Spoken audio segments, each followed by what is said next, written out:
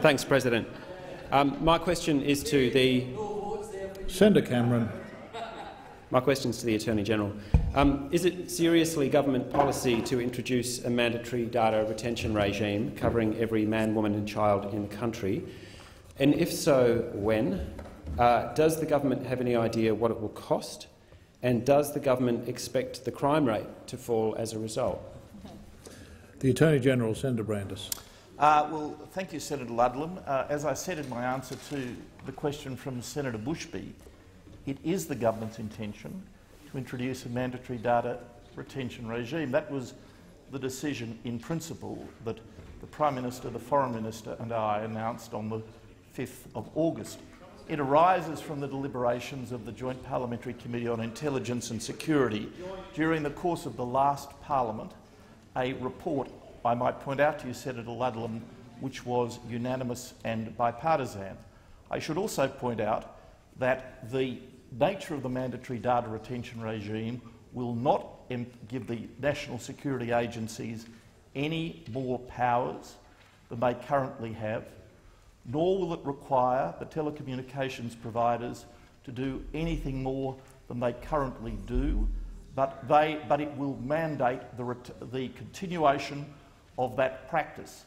This, Senator Ludlam, because I know that you are somebody who is quite knowledgeable in this field, you would be aware that mandatory data retention regimes have existed for some time now in Europe. That mandatory data retention regimes have existed for some time now in Europe, and you are probably aware, Senator Ludlam, that as recently as last month the British Parliament moved to enact a mandatory data retention regime.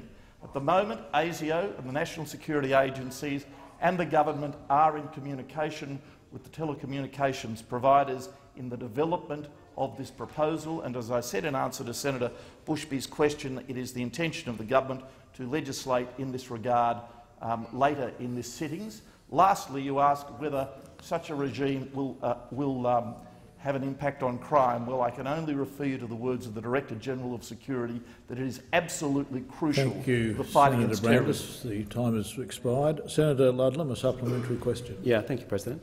Can the Attorney inform the Senate of his understanding of the term metadata, preferably without reference to envelopes?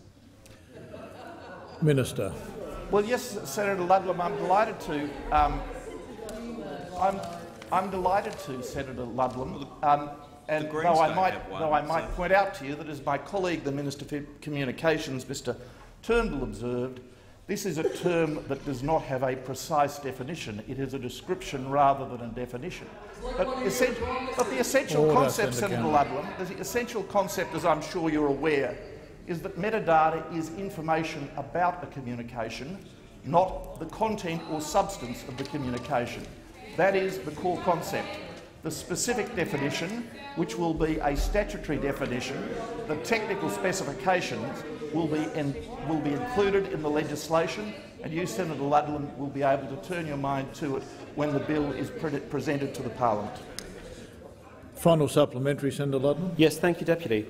Given the Minister's description, will he agree to publish his own metadata for a period of 1 week, since, after all, if you have nothing to hide, you have nothing to fear?